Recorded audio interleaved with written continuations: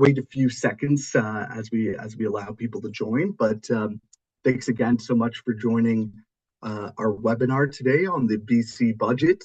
As you can see, I'm joined by some great folks and really excited to have an in-depth conversation and one that's hopefully insightful. I know that we're also joined today by people not just that live and reside, that live and work in BC, but across the country. So welcome to everyone, and we're really grateful that you've decided to spend your lunch hour if you're in BC, or your late afternoon if you're located on the eastern side of the country. So yeah, as I said, thanks again, and we're excited to start off our BC budget webinar today. I think I'm still seeing the participants go up, but not quite at the rate it was at the very beginning. So I think we should be good to launch right in here. So as I said, I'm sure if you've been here since the beginning, you've heard me say this a bunch, but thanks again to everyone for joining. If this is your introduction to Santis Health and either your first webinar or you haven't worked with us in the past, we provide wraparound services to actors in the healthcare and life science sectors specifically. We've built really an unstoppable team that operates coast to coast. With, even on this call, we have myself here in Victoria, and then Brendan on the other side of the country in Nova Scotia, and a lot of great workers in between. Our work centers on three main pillars in management consulting, communications, and also government affairs. So, and if you're ever interested in learning more, please feel free to reach out to myself or Brendan. We'd love to chat with you. So, as I said at the offset of this call, I'm joined by two fantastic panelists today. I'll first highlight Mitch Moneo, who I know that many people on this call, if you live in British Columbia, you've seen that name before. Mitch is the former Assistant Deputy Minister for BC's Pharmaceutical Laboratory and Blood Services Division, having spent a long time in that role, and really will bring a great perspective today of that from his previous work there. I'm also joined by Dr. Brendan Carr, who is Santis's Senior Vice President, National Practice Lead in our Management Consulting Division. Brendan has held, health system leadership roles across the country, but for our conversation today, a real point of relevance is that Brendan was the former CEO of Island Health. And then I am Sean Ashton. I'm a consultant with Santis Health. I represent, I guess you could say, the political perspective today. Prior to working in this role, I spent a decade in advocacy, but most recently was in Minister Dix's office as a political advisor. So we hope to bring really that wide spectrum of thought and of experience to this webinar today. Just some housekeeping items before we launch in. So we will have a Q&A at the end of this presentation that should be about 20 to 25 minutes. Please feel free to submit questions throughout the presentation. If anything comes up, you do not have to wait to the end. You can use the function at the bottom of your screen to submit a question, and we'll get to it hopefully at the end of the session here today. After the meeting, you will receive an email that includes a follow-up that will include the slides and a recording of the presentation as well. And then finally, you'll also receive a survey. We really appreciate if you're able to take a few minutes to complete the survey at the end of the webinar. It really helps us ensure that we're creating content and curating content that is reflects our clients' needs and clients and non-clients alike, I should say there. Awesome. And then we'll just move right into it. With our agenda today, we're going to start with BC's budget, just an overview, and then some of the key numbers in the budget. Then we'll move really into our insights. I'll provide a political overview, Brendan will then join with his insights on the ongoing system reform that was highlighted in the budget. And then we'll finish our insight section with an overview of the pharmacare budget and what it means for stakeholders by Mitch. And then we'll have a quick summary and we'll finish up here with a Q&A. So the government is really positioning this budget as being different from past budgets. As you can see by this quote by Minister Bailey here, as everyone on this call knows, there's significant fiscal pressures, not just in British Columbia, but across the country, that are promoting and forcing an alternative approach to governance and forcing some really difficult decisions to be made. In BC, we really saw the balancing, I would say, of two, in a lot of senses, competing priorities of attempting to prioritize and ensure the continuation and improvement of frontline services while honoring labor agreements. And at the same time, however, being forced to the government wanting to show a commitment to, fiscal prudence, to show diminishing deficits over time, which resulted ultimately in broad cuts across the system. Part of these cuts were included major capital investments, particularly in long-term care, which are being phased in over a longer life cycle. And then also, despite a kind of continued messaging from this government since the election in 2024 of wanting to foster a more productive and meaningful relationship with the private sector, the budget contradicts that as well, with several notable tax increases. Specifically, the expansion of PST has come under intense media and business scrutiny, along with the first income tax increase in a long cycle here. As you heard at the offset of this call, I used to work in Minister Dix's office, so you'll have to forgive me that I do like highlighting some numbers as well that really illustrate the budget. So the total forecasted spend in this year's budget is $98.83 billion, with a projected deficit of $13.3 billion.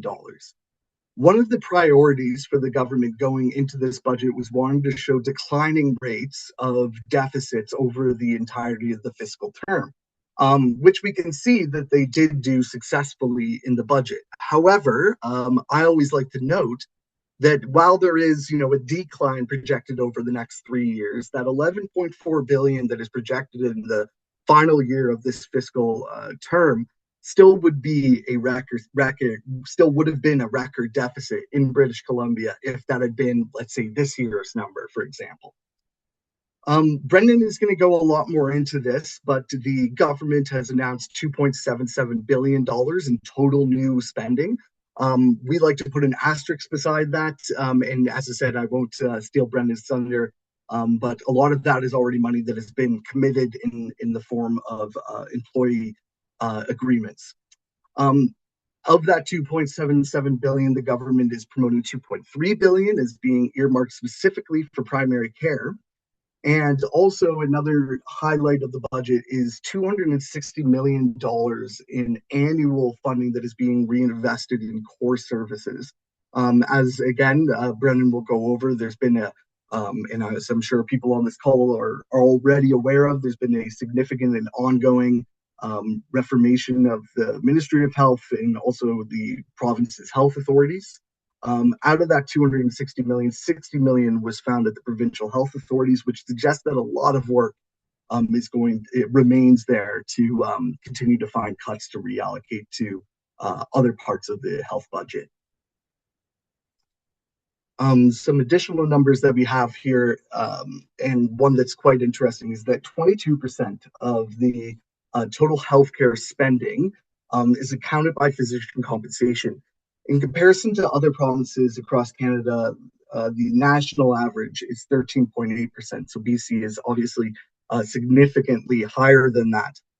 It was interesting to see that this number was highlighted multiple times in the budget, again, signaling BC's continued focus on a health human resources approach to system modernization and improvement, rather than some other options, which we'll go into, of course, over the course of this presentation. There's 131 million in new funding for mental health treatment. That's primarily though dedicated to involuntary treatment. So just want to make sure that this isn't as seen as a bucket to where there's a lot of available money. It is all committed to involuntary care treatment centers in the Lower Mainland and Prince George. Also, there is a Mitch will be going a lot more into detail onto this, but the forecasted ministry spending for pharmacare is 1.597 billion, whereas the expense by function pharmacare spending is 2.17 billion, which is a $36 million increase from the previous year. And Mitch will go into detail more what this means and what the ramifications of this are for system actors. And then finally, the government forecast $2.2 billion in federal funds for provincial healthcare initiatives. Something that's to flag here is that 1.1, so essentially half of the funding that is forecasted is not attached to a current agreement. And so it is a projection of new funding that the province believes that it will receive from the federal government. When I've talked to my colleagues here at Santis Health, there's been a bit of head scratching over where that $1.1 billion is going to come from. So we'll just, and so as I stated at the beginning of this presentation, I believe that budget 2026-27 reflects a government attempting to balance competing and often sort of contradictory priorities. Since 2024, BC's government has attempted to demonstrate a new approach to governance that is centered upon really a few pillars. One is fostering a more collaborative relationship with the private sector partners. Premier Eby called for a reset with the business community immediately after it was announced that he had won the 2024 election.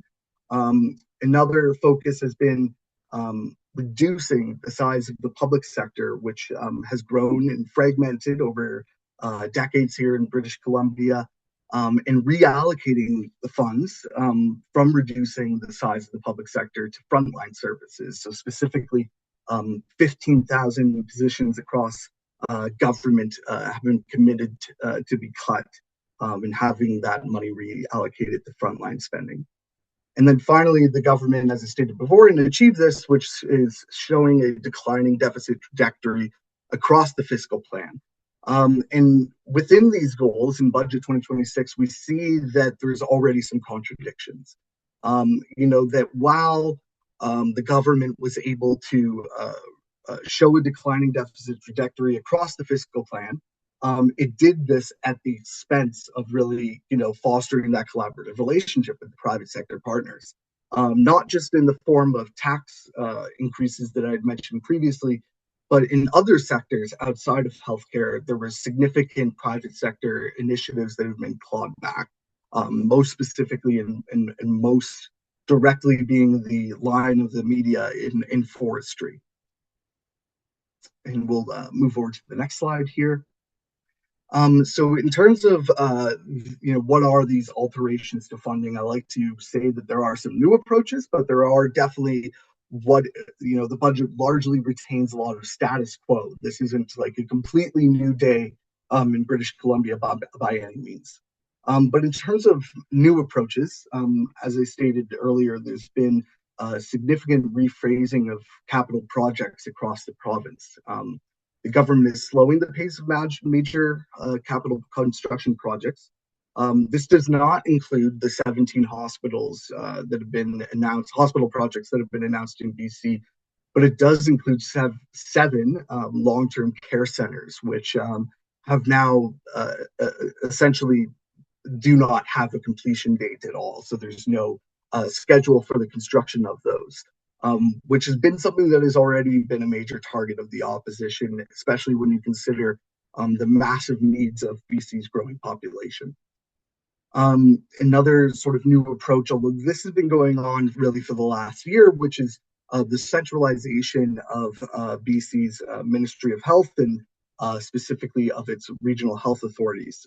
The government is reducing the size of the public service after years of fragmented expansion. So, we saw I believe when I left government, there was 27 ADMs in BC's Ministry of Health that were somewhere along those lines. And obviously that number has gone down extensively, and we've seen actors within the ministry and across the health authorities taking on much larger portfolios. Um, Also, as stated previously, there's been higher taxes, the expansion of PST, but also the introduction of the first income tax increase in decades in British Columbia. And more specifically, and kind of out of step with typical NDP approaches, is that's not focused on the highest income tax bracket or anything like that. It is an across the system increase. But despite those changes, there's been a lot of status quo work here. Digital health um, really continues to not be an important or central pillar of initiatives, and they actually even moved a lot of digital health initiatives to certain citizen services, which really signals, and we've seen other signals in this. And I know if there's anyone within digital health on this call, we know the difficulty of getting political uptick on digital initiatives specifically, and the de-emphasis of system modernization in BC's approach. Another kind of thing that we've seen as well is that this budget claims a lot of major new investments, but most of the spending reflects previously announced projects and employment agreements. But despite that, these are being repackaged as new announcements. This is nothing new for the BC NDP, and really for just the BC government in general. It presupposes the NDP in a lot of ways. And then finally, as I stated, record deficits are persisting across this budget. PC's uh, loaning rate is really going off the charts here, and I believe that the concerns that are being raised are very legitimate as the government continues to project record deficits and not a clear path towards not just balancing the books, but getting to a more let's say manageable debt load. And so I believe at this point, I will be passing it off to my colleague, Brendan Carr. Thank you, Sean. And thanks everybody for joining today and for the opportunity to give you our perspective on this budget. So from a health system reform point of view, the government are putting their money where their mouth is. So there is a substantial investment in primary care in this budget. The $2.3 billion that we're seeing certainly does reflect a significant investment. That investment it is going to largely happen in 4 or 5 ways. One will be as investment in family practice payment through longitudinal family practice payment models. There's been, as Sean said, a substantial increase, about 30% increase in the physician workforce in BC since 2017. A lot of that has been in primary care, and so a lot of this compensation is earmarked to physicians in the family practice domain who are shifting to this longitudinal family practice model, which is a model like many other jurisdictions are undertaking to try to support comprehensive care throughout the health system. This funding is also going to support some of essentially the collective agreement obligations that have happened in the last year or so, including the introduction of nurse to patient ratios in the health system in British Columbia, which that will mean more nurses and more cost. And incidentally, there's been, I think, about a 23% increase in nursing staff in BC since 2017. And so these dollars are paying for more people in the system, and they're also paying for some increases in compensation that have gone along with the negotiated agreements. There's some expansion in terms of care settings with more urgent primary care centers and primary care networks, and Some of these funds are earmarked to support where there's been capital expansion of existing health facilities. Those new facilities typically come with substantially increased operating budgets. As a rule of thumb, it's way more expensive to operate a new facility than an old facility, just for all kinds of reasons. And so some of these dollars are earmarked to support some of those, some of the expanded operating costs of new capital. The and then some of these funds are also, I think, focused on just recognizing that as the population demographic changes and utilization changes, that there's going to need to be more funds available to support healthcare at the system level. And so there is a lot of funding here that is going to be supporting more care, more frontline care.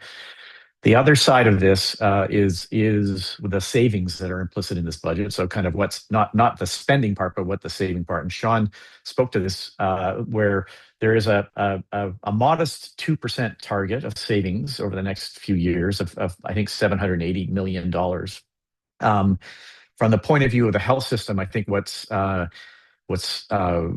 relevant about that is that because of the commitment of the government to for those savings to not come from clinical areas, that 2% of savings, $780 million, has to essentially come from administrative sources of spend. And depending upon who you talk to, so if you look at CIHI, for instance, CIHI would say BC has I think an administrative cost ratio of about 3.5% of their total spend. Most people, because CIHI is trying to do an apples to apples comparison across the country, most people working in the system would acknowledge that 3.5% significantly underrepresents the real costs of actually administration in the health system. Oftentimes, the CIHI approach misses people working in middle management or people working in doing administration that is in clinical departments. And so the real percentage of administrative costs is probably somewhere between 5 to 10% in British Columbia. Irrespective, if you take that $780 million and look at it through the lens of that 2% of system cost, you're actually trying to find it in what might be a maximum of 10% of your existing spend. And so that 2% looks more like 20 to 30%, depending upon what the actual costs are. And so it is a substantial savings to find in these non-clinical areas.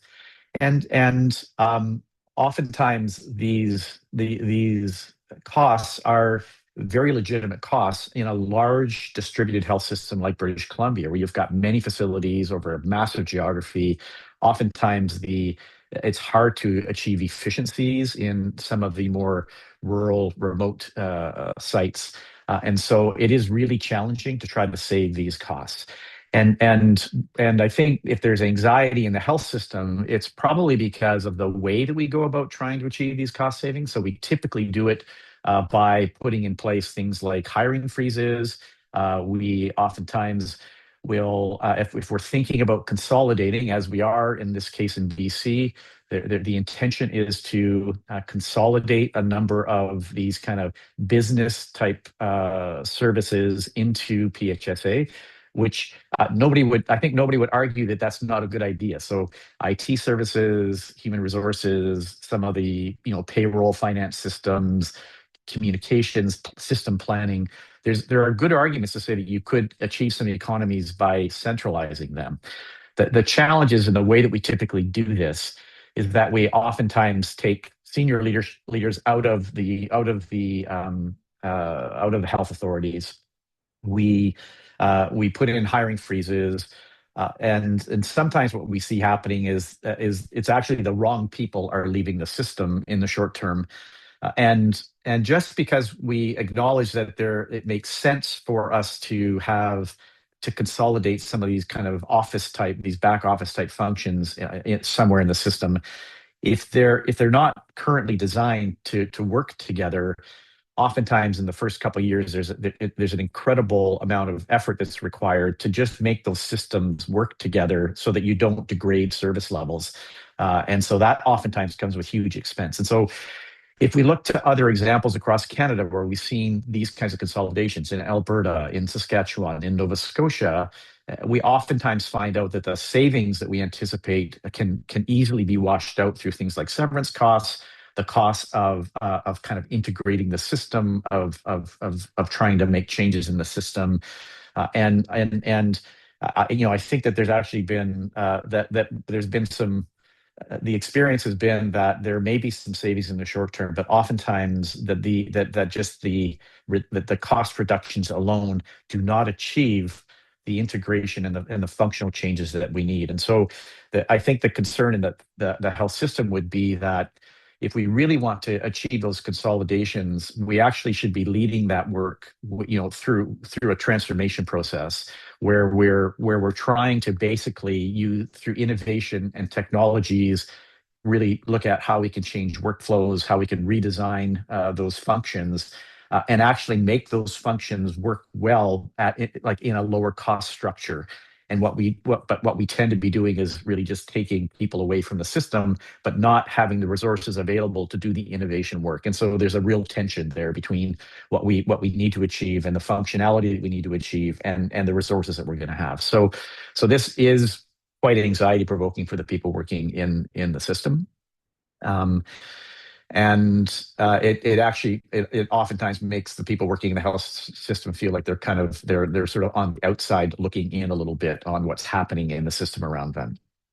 From an HR point of view, to the next slide, I think Sean has alluded to this. We're seeing a lot of the funding that we're seeing in this budget are things that have been previously committed through other negotiations, where they're like the workforce agreements and just increases in the workforce. There's not a lot of truly discretionary dollars available in this budget, perhaps with the exception of some of the new primary care capacity and some investments in mental health care. And then, of course, the recruitment and retention of health human resources is a key priority and something where government is putting their energy. I think the biggest concern, just to sort of say once again, would be with this real focus on short-term, cost savings. There is a real risk that we're not focusing on digital innovation and health services innovation, and that it's actually that innovation that could truly lead to some sustainable cost savings going forward. I think with that, I'll pass it on to Mitch to look at it at the pharmacare analysis. Thanks, Brendan, and thanks everyone. What I'll do is I'll take a moment just to kind of walk you through a bit of the budget for drugs in British Columbia, and then provide maybe some insights in my concluding remarks. So as Sean mentioned in his budget summary at the beginning of the presentation, there is a funding. There's two kind of streams of funding that go to fund drug coverage in British Columbia.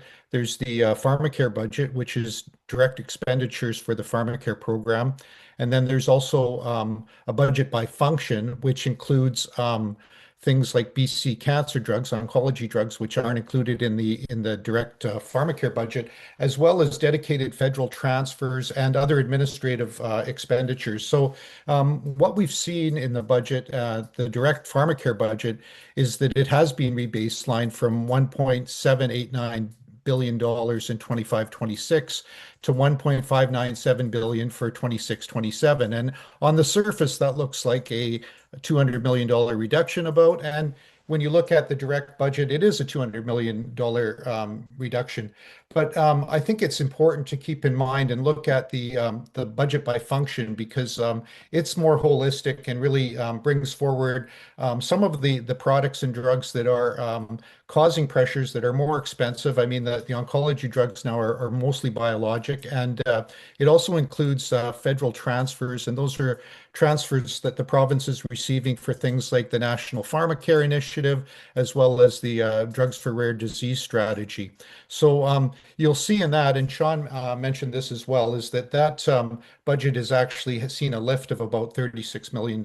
So there is a little bit of an offset there, and I'm going to get into this a little bit more, but I think just to provide a little bit of insight, I think, on how the budget is structured and how it's built, there's a couple of things to keep in mind.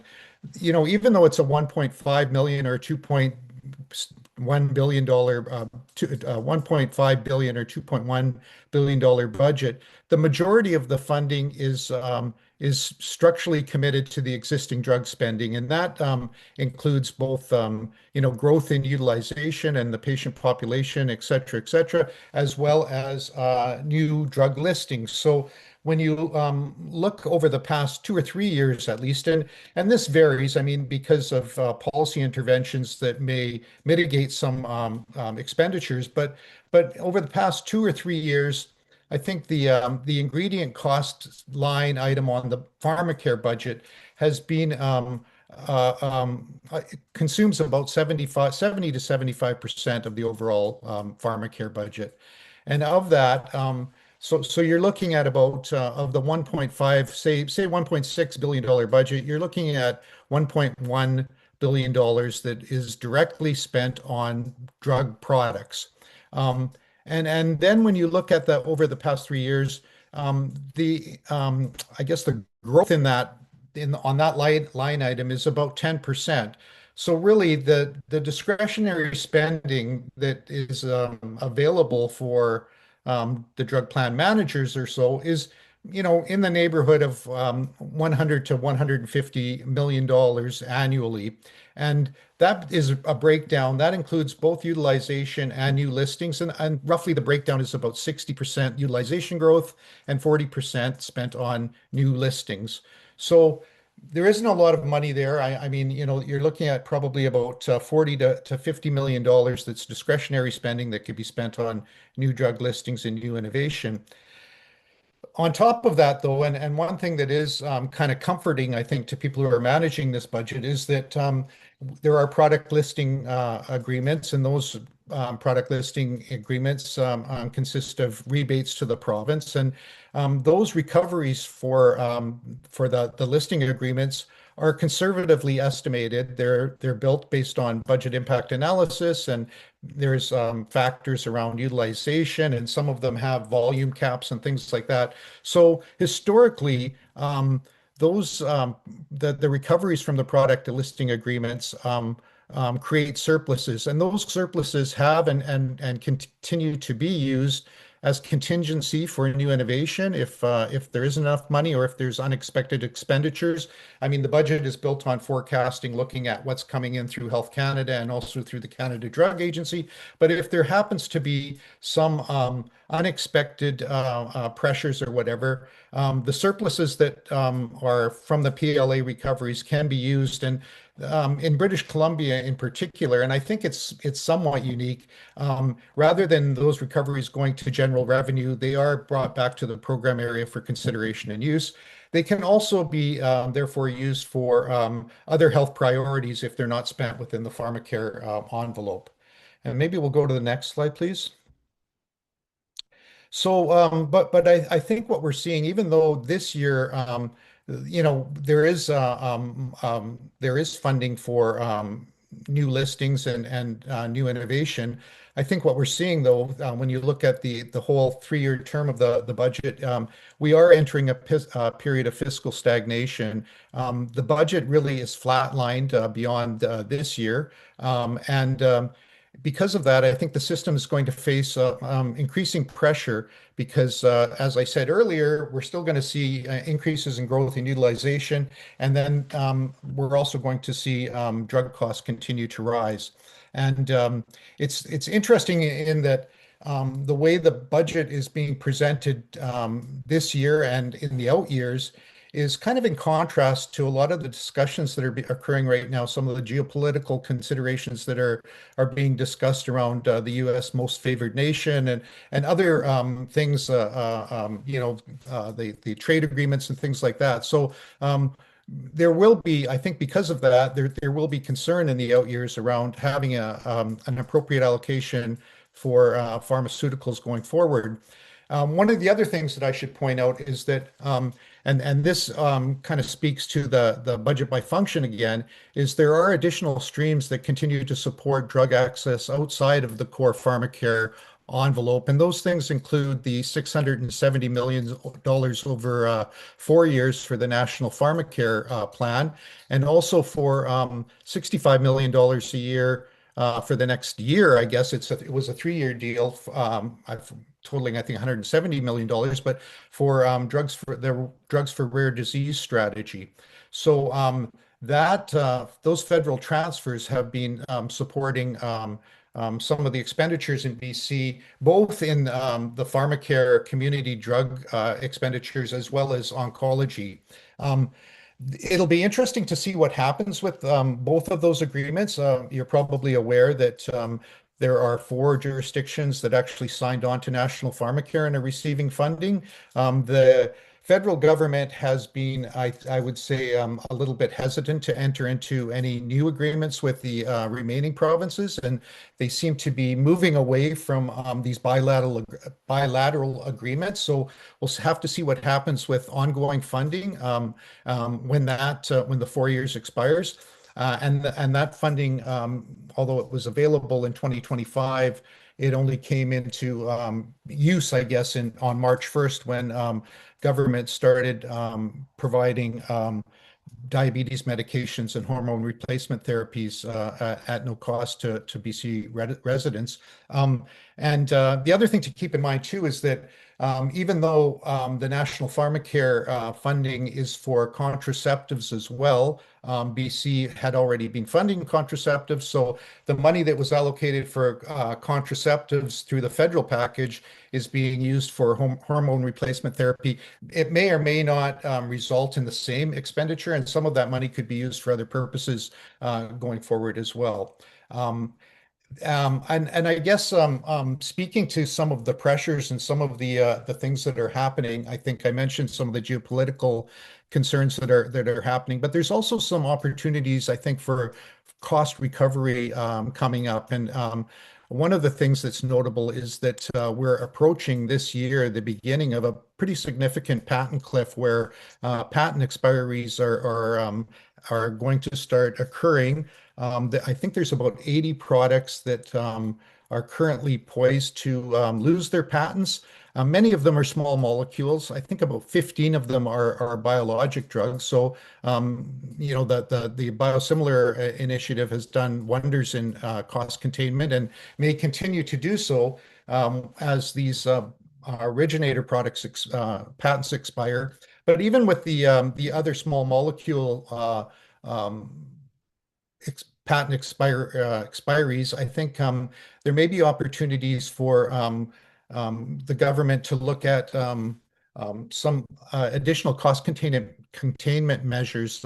You're probably aware that there's an agreement with the CGPA, the Canadian Generic Pharmacy Association, that expires at the end of this year. There's a 2-year opportunity for a 2-year expansion of that agreement, but given the fact that there are a lot of new generic products likely coming onto the market, governments may want to look at renegotiating that agreement, and it's based on a tiered pricing framework right now, and it achieves a lot of savings. But with the addition of these new products, I think that there's probably the opportunity to reopen that negotiation of that agreement and renegotiate it. The other thing that I'll mention is around biosimilars. And the biosimilars initiative that began in BC and kind of expanded across the country has been pretty successful. I know when we announced it in British Columbia, we were looking for the immediate cost savings, but we were also hoping that it would be adopted by all the other jurisdictions to expand the biosimilar market in Canada. And it has done that. I think at last count, there were, I think, about 68 biosimilar products on the market now, replacing or addressing 21 originator products. So it's done a good job in doing that. It's expanded the market. It has definitely contained some costs, but there's also maybe opportunities to look now that there are multi-source biosimilar products in these different therapeutic areas. There may be opportunities to look at different funding approaches that may be similar or somewhat aligned with what we do with generic drug products right now. So those are some of the, I think, the opportunities that may present themselves in the future, and things that government may be looking at as we kind of approach this period where we're seeing flatline budget and less kind of opportunities to use existing funds to achieve certain outcomes. Over to you, Sean. Yeah, great. Thank you, Mitch. So we'll just finish up with a quick summary here, and I would encourage you again, if you have some further questions, to click that Q&A button at the bottom of your screen, and we'll get to those shortly here. So in terms of summary, just wanted to kind of note a few items here. We've talked about this throughout. This is the amount of sort of balancing of priorities that's going on in this budget, with an attempt to show fiscal restraint while also attempting to show their continued commitment to investing in frontline services. While there's been a lot of messaging, the budget represents a new approach. Most directions really are continue existing strategies, and I think that Brendan did a really fantastic job of going through what those strategies are specifically, in terms of recruitment and retention in BC and employment agreements. And then as well, we've spoken about this throughout the presentation, is that the focus, though, has been on that recruitment and retention, HHR, healthcare professionals side of things, rather than on harnessing or developing a strategy that is focused and centered in innovation, which, and we'll get to this in a second, may run counter to the government's own goals of growing a robust and globally competitive life science sector. And as Mitch, I think, this is why we bring someone with Mitch's experience onto this call, really went over how those retentions are reflected in the budget itself. While we're having more people, join with questions on our Q&A, Mitch and Brendan, I thought that I would maybe perhaps just get us started off with a question that I had from listening to both of your presentations today, parts of this presentation, sorry, today, which is really, I think when I think of BC, I think of it as they're trying to bring, to attract two things to the province right now when it comes to healthcare. They're attempting to attract more healthcare professionals to come within the province and work here, to decide to do that. We've obviously seen, that with the United States, but that is, a real focus of the government, is that recruitment and retention part of healthcare workers. But at the same time, we're also seeing the government try to attract increasing levels of life science sector investments, perhaps in the form, Premier Eby, for example, has spoken about wanting to attract more, clinical trials to the province. So I was just wondering, in your opinions, obviously, Brendan, you bring more of that recruitment and retention and HHR perspective here, and Mitch, you might have more insights on the life science sector side. But I was just wondering, generally, how do you feel? Do you feel that this government, was successful? Do you think it will be successful in attracting both more recruitment to the province, but also, do you see this as being a budget that will be successful in attracting more life science investment as well? I'll jump in, and Mitch, if that's okay. Well, I think the numbers speak for themselves. I mean, like we've seen like a 30% increase in physicians practicing in the province since 2017. We've seen 23% increase in nurses, and I know that there are sort of similar numbers for a number of other health professions. I think government, I think they have been successful. And I think that this budget is partly paying for that. So the real part of the question is, how much more capacity do we have to be, trying to recruit more health professionals, into the system. And one of the pressures that I didn't reference, when we see these consolidations across health authorities, is there's this paradoxical thing where when you take like when you take people that are doing similar jobs in 6 different organizations and bring them into a new organization, there's oftentimes this sort of upward migration where the people who are, like where people sort of tend to move up and not down. And so that actually creates increased costs in the system in the short term. Yeah, and it comes back to that point about the fact that at some point you actually have to balance your energy between trying to invest in recruiting and retaining, which you need to do, but you really do need to be focused on actually innovating, the actual services, workflows, making, and this is true in any other sector today. We're all thinking about how we can actually not just become more efficient, but how we can use the tools that we have to actually create better value for the resources that we have. And to me, it's really more around balancing those things. Awesome. Thanks, Brandon. And Mitch, anything in terms of life science sector? Sure. Yeah. I can maybe speak a little bit to it. I think that the BC released a life sciences strategy a couple of years ago, and I think it was tracking really well.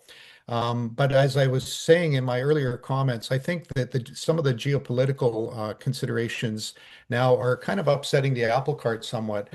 When the life science strategy began and there was more discussion around innovation in BC and funding for innovation in BC, what we tried to do from a program area perspective was to really divorce drug prices from clinical trials and other investments into life sciences. We wanted to put up a firewall so that it wouldn't impact negotiations. Just because something was happening in BC didn't mean that it should get some preferential treatment when it comes to pricing.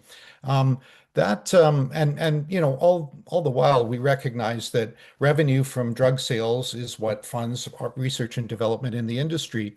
That firewall was there. I think now with the most favored nation and the fact that the U.S. is taking policy interventions to try to balance, I guess, the amount of investment into research and development from various nations, because they were certainly funding.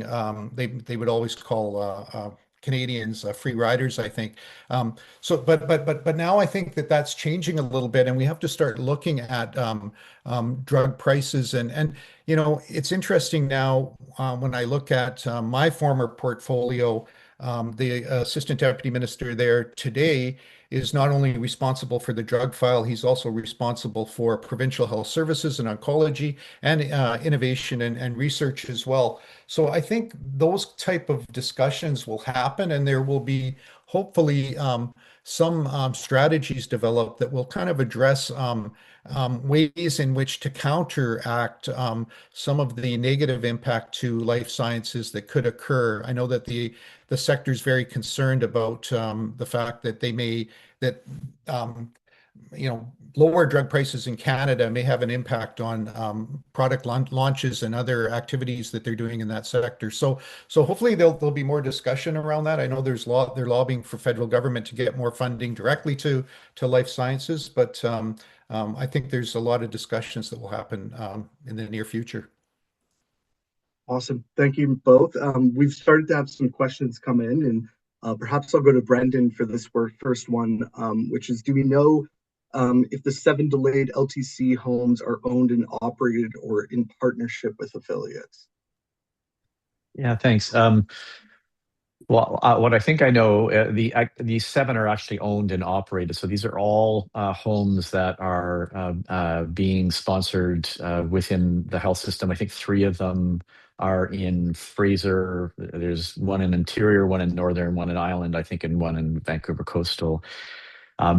And from what I've seen, I think the rationale is that the cost of these projects has kind of gotten it's just gotten alarming. So I think their estimates are currently in the ballpark of like $1.8 million per bed, when they would rather be closer to like $1 million per bed. So that's an 80% increase or overage.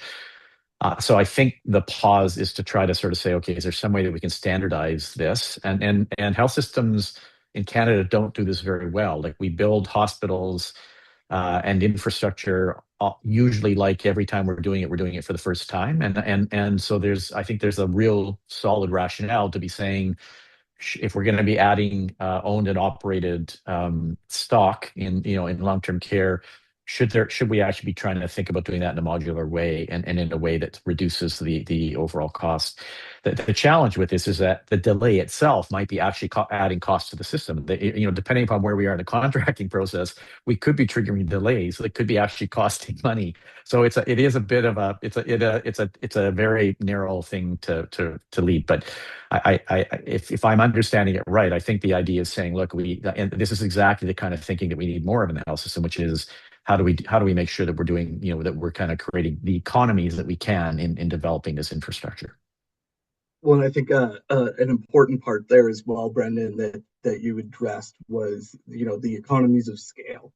To be clear, the plan isn't to go from these owned and operated health authorities to now some sort of P3 partnership or anything like that. It is about, as you said, Brendan, finding a way to bring down the per bed cost essentially of construction, and finding a way to get that more standardized and lowered. Which I think if you look at, when you look at what the government has invested in long-term care specifically, it makes a lot of sense that they wanted to look at that, because it's been a whole lot of building and announcements of facilities without that many net new beds as a result. So it's definitely an interesting space. This is a question that perhaps I'll open up. Well, first off, I'll jump into actually our next question, which is just elaborating any further on why digital initiatives are being pushed to citizen services and not PHSA. So just to clarify a little bit there, my understanding is that specific procurement of health digital initiatives that are related directly to the delivery of service will still go through its normal procurement processes, but rather than that being at the regional health authorities, this will take place more through the PHSA's SSO. What we're seeing it be brought into citizen services specifically is the more initiatives themselves. So what is some of the development? What are some of the frameworks of the types of initiatives that are going to be brought into health? So more of that ministry perspective, long-term planning. And the things that have been brought into there include, the province's digital health platform, the management of those platforms. And it makes sense just purely from a perspective of trying to get some things off of health's plate, but also recognizing that Ministry of Citizen Services has a significant role to play in digital. It's been expanding across government, and I think we continue to see it here. I'll open up this next question, though, to the rest of, to both Brendan and Mitch, which is currently, where do you see the biggest gap between policy ambition and system readiness in BC, whether that's diagnostics, workforce, or care pathways?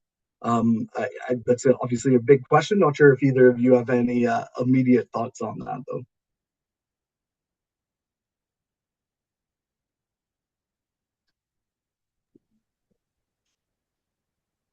Brendan, Perhaps Mitchell, I'm looking to Brendan. Yeah.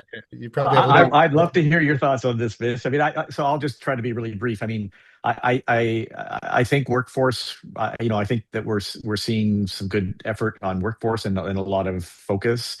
I can't really speak to diagnostics, although I think BC has done historically a pretty good job in terms of having diagnostic capability and the system. When I think about the system in BC, though, vis-a-vis compared to sort of some of the other systems in the country, there's been a lot of investment in primary care systems in BC, but I'm not sure that we've gotten to the level of thinking about care pathways and how we can actually standardize care and across those pathways. I think we're seeing we're seeing an interest in women's health. Thank goodness, like appropriately so. And are we at the point though where we're thinking about standardized provincial approaches and pathways to for women's health in BC? I guess maybe it's just the clinician in me, but I would probably be leaning towards care pathways as an area that we should be focusing some energy.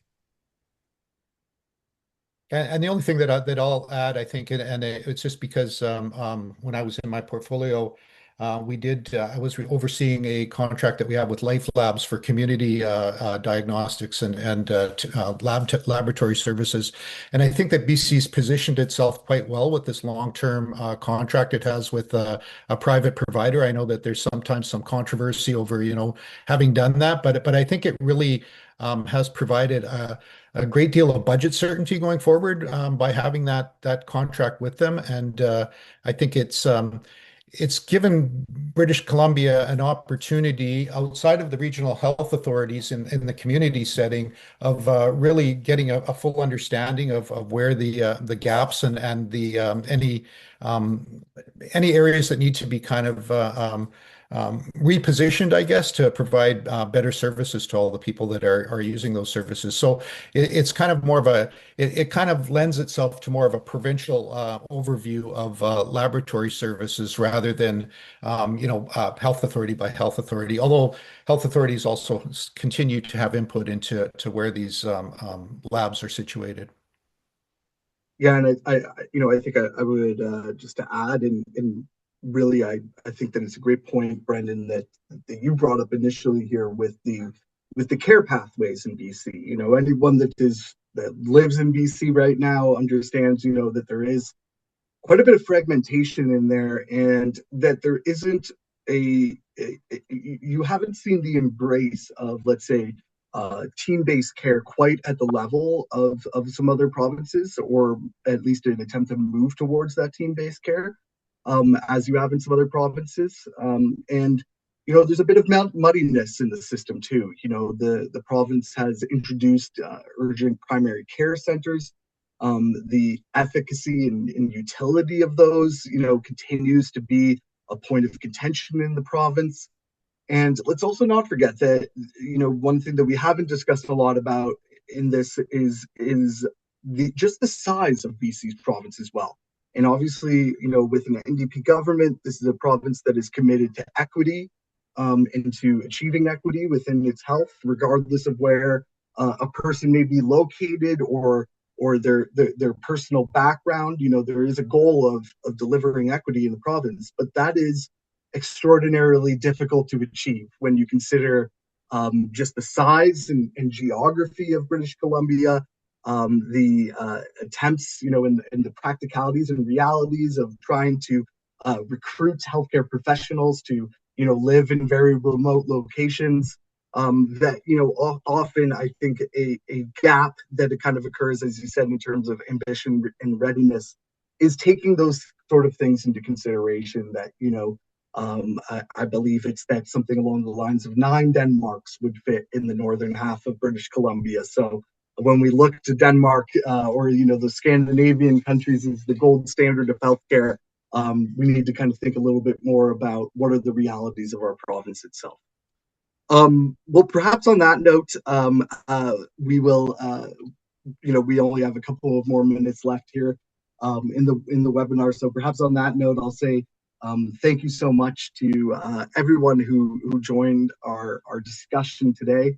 A special thank you to my guest presenters, Brendan, but especially Mitch, for joining us. I know that this is Mitch's first time on a webinar with our Santis team here, and hopefully this will be the first of many more. Mitch, we really appreciate the insights that you were able to provide today, and I think specifically clearing up what is a lot of confusion over numbers in the pharmacare budget and what it actually means for people. So thank you both so much for joining me today and providing those insights. And again, thank you to everyone who joined us. And please do not hesitate to reach out to your Santis team. We'll be sending out that survey, the recording here, in our slide deck. And if you have any more questions or would like to discuss one-on-one, Brendan and I would be more than happy to connect with you and field those discussions. So thank you, everyone, and hope that everyone has a great rest of their Wednesday. Thank you.